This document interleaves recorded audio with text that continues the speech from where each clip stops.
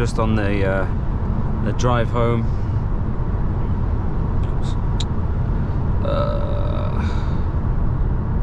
Let's give us some distance from the car in front. Oh man, another long Saturday done. You know, I think I've been out since, was it at 9 this morning? What time is it now? 10:15. I'm just getting home. I'm not going to get home until about 11. 11:15, so that.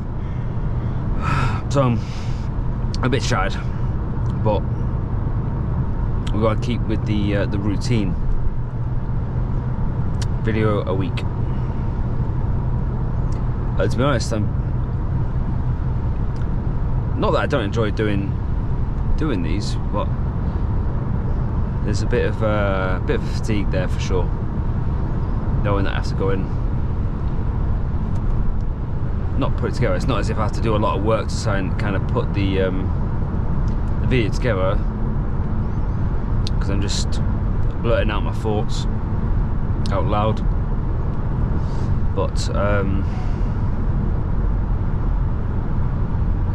yeah, here we drive on heading east. The weather has been absolutely crap this whole week. It's just rained and it's been windy. Probably the car noise is probably a little louder on this video than previous ones, because it is just all the water on the surface. It's just louder in it. So, or maybe it's just me.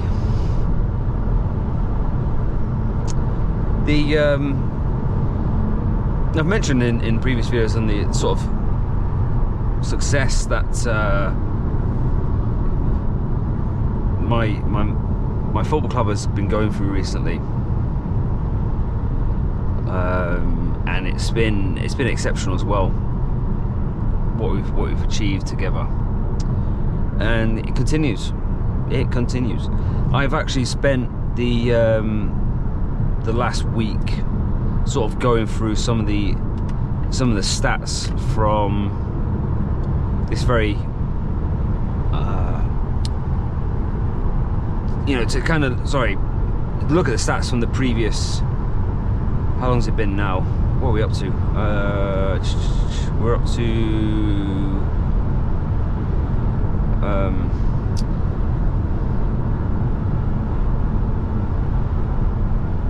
2007. Sorry, my mind's gone blank there. Yes, 2007 up to now. I've gone through all this sort of data, looking back at sort of what previous teams have been able to achieve in terms of, you know, their record-breaking moments, and our sort of clean sheet record now hits 12. Now, for those that don't know or don't follow football or soccer that closely, clean sheet is where the team you're playing against don't score a goal for the whole game. Which, you know, you're going to get one game or two games in a row where you might be able to go, well, the opponent's scoring, but eventually, you know, you do concede. And I looked, and the record was 12. No, it wasn't 12. It was 6. It was 6. The record is now 12, which is because of us. And again today, to keep the clean sheet, like we were absolutely bombarded, and we just kept clearing the ball away, kept defending the castle, and it's a good visualization of how we want to sort of defend and protect.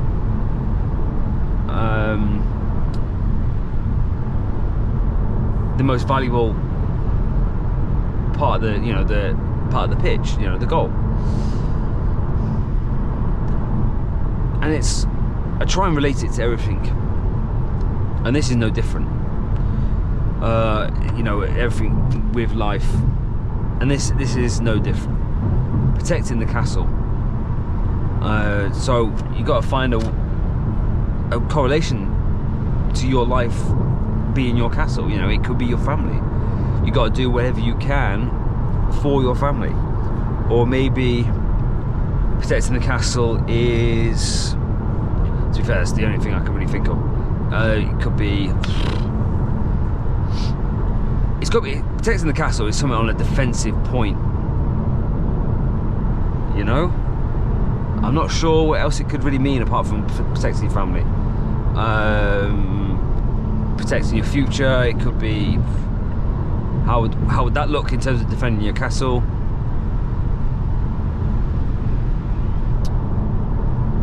Don't know, investing, I guess.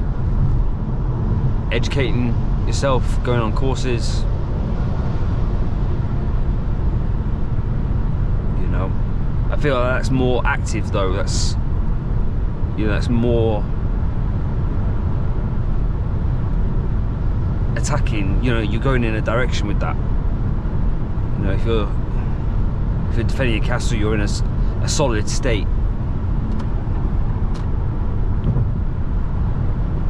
Well, yeah, I don't know. Just waffling.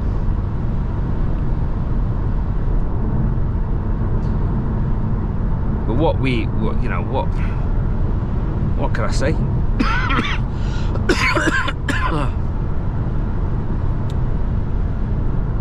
It's amazing what can happen when everyone comes together at the right moment.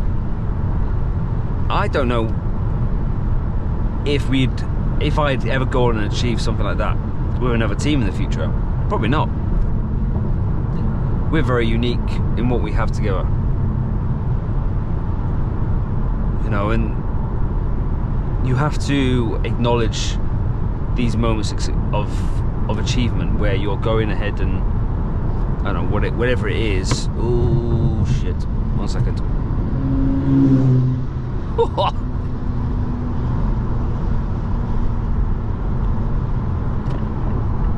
There, I saw 2 things coming in here squeezing me. And I dropped off and I'm safe.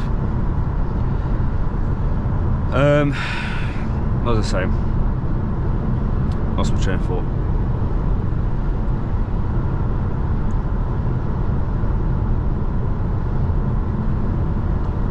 Yeah, so you know what I'm achieving here with this team, this group, I might not ever experience it again with anyone. So you have to not overdwell on it, but you have to sort of, you know, be happy with, or you know, reminisce with the, you know, the people around you and acknowledge it, live the moment of greatness that you're in at the moment. And if you're not in that moment, you know, be ready for it. But I cover a lot of the, you know, the stats. I like to track things. I like to see where progress is being made or not being made, you know. I want to see that there is progression being made at every moment. That is what's important to me. So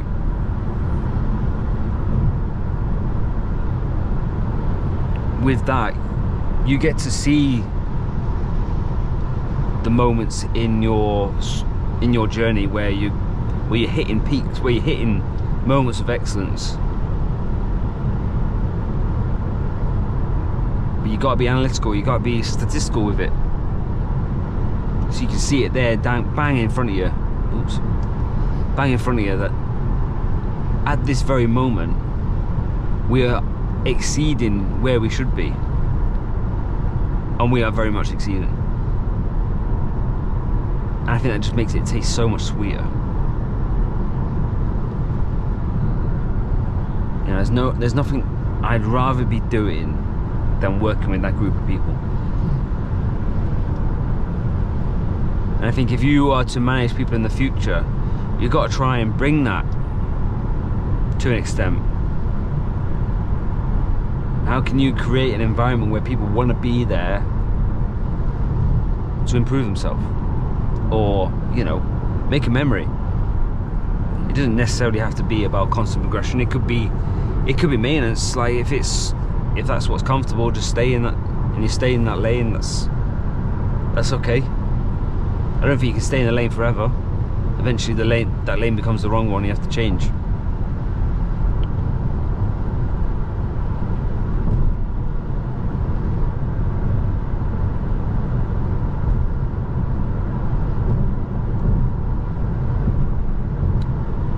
Clever with it, I suppose.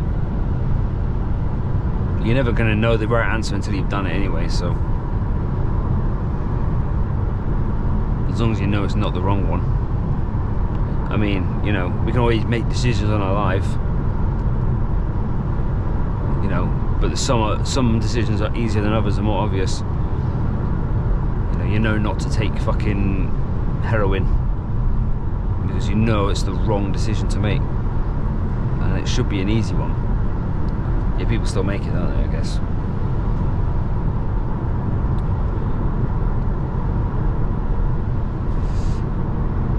Oh, in terms of news, I don't think there's been much going on, if I'm honest. It's been quite boring.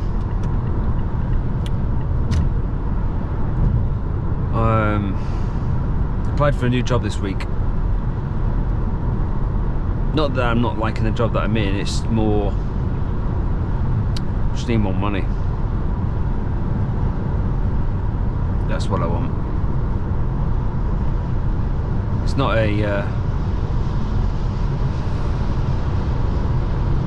it's not the sole sort of indicator of success, but it is a healthy reward for attempting to pursue it. Getting there, I guess, in most cases.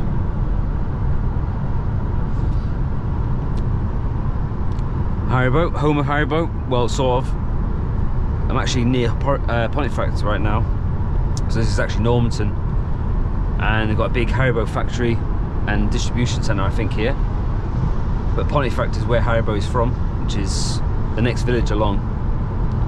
You might see it come up on the signs here. Yeah, there it is, just there on the left, the sign there. But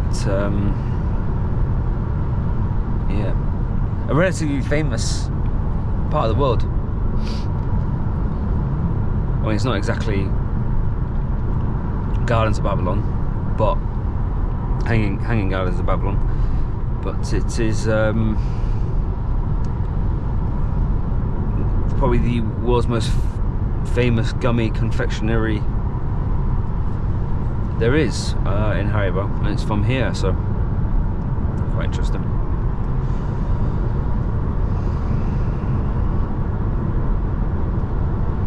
I'm curious if there are any topics in particular that you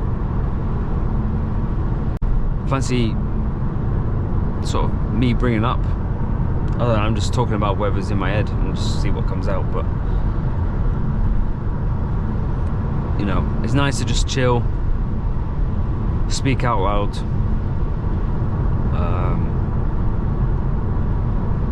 I find it quite therapeutic. I don't know, it's been doing me a lot of good, actually.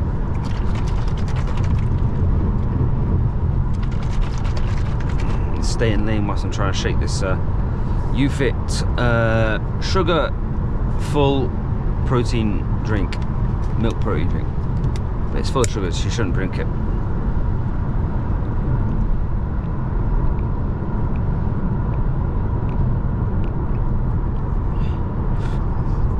Should have gone with a bottle of water.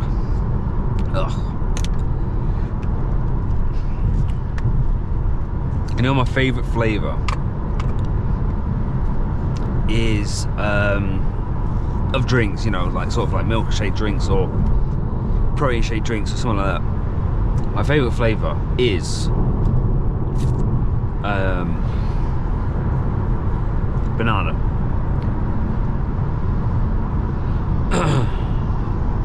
But for some reason I can't seem to find many banana flavoured protein shakes.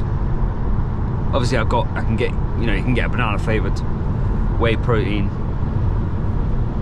tub, no problem. But when you're on the go and stuff, when you go into the shops, the only thing you really have is like the Huel drinks. Now, I don't think Huel tastes very nice at all, if I'm honest.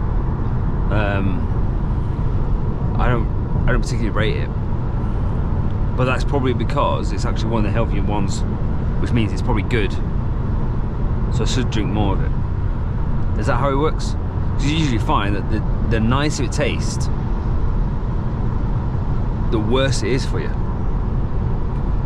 You know, with the exception of fruit, obviously, but you think about sweets, burgers, pizzas, tastes really, really good, and something you'd have over cauliflower, broccoli, runner beans, that sort of thing, even though those vegetables are significantly healthier.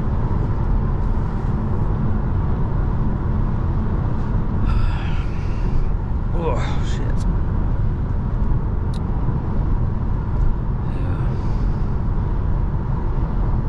I think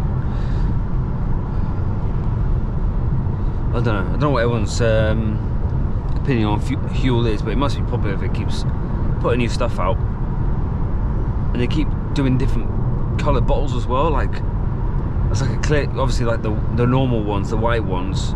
Then they got the black version, and then they got the they've got another one out. I saw it the other day, and it's like in another sort of type of coloured bottle. I'm like, how much different does it need to really be? You know, if you're doing you know, a health drink like that, what difference are you making that requires such a change in sort of marketing colour? I don't know. There'll be something, surely, you know. What's going on here? You know what? Just as I was getting onto the motorway, there was actually a car accident.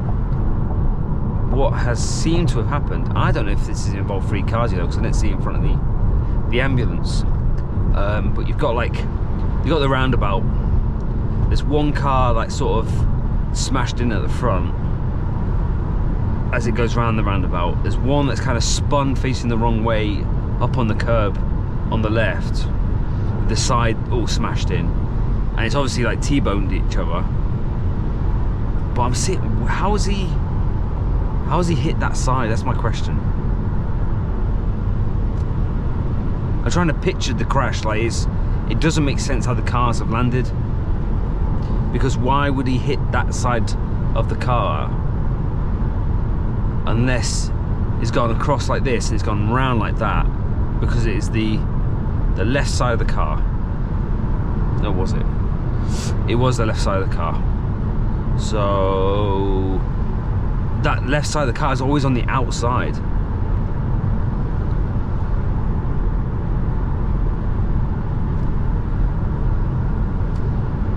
That must have been it. So he must have come round like this and then hit him there, and then he's spun out here and he's carried on. Right, okay. It made sense now. And there was an ambulance there, and there's no police. There's no police there.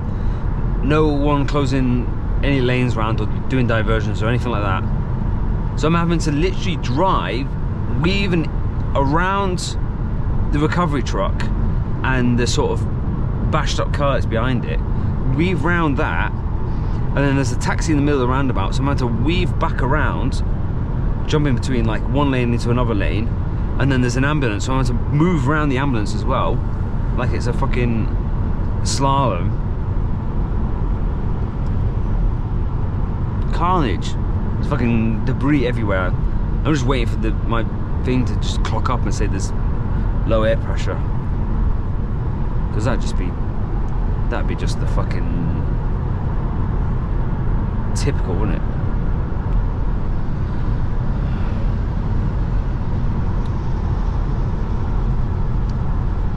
But yeah, so it must have happened quite a bit before I got there, to be fair, because if the recovery truck is there, then it's obviously happened some time ago, because they're not exactly fucking quick to the scene, are they? But the ambulance was there, so they must have been there for some time dealing with something, so that was not great. But oh dear, just how does shit like that happen? You know, just if people paid attention, you know, it doesn't happen, does it? Or you don't try and risk anything or jump in. But I see a lot of it, to be honest. These near misses where people should be getting hit by cars or cars hitting cars. I see it all the time. I don't know if I'm bringing good or bad luck by being there to see people not crashing. If I wasn't there, they would crash. I don't know. I just didn't get there on time on that last one.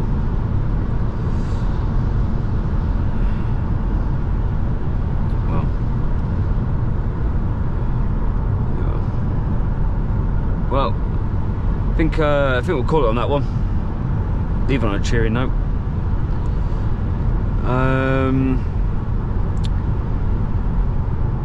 Nothing new.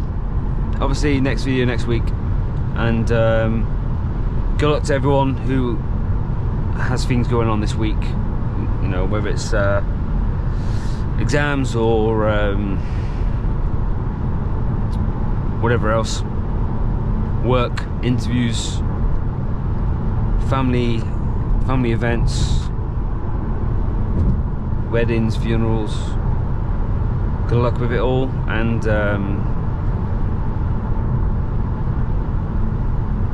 yeah, smash it. Ciao.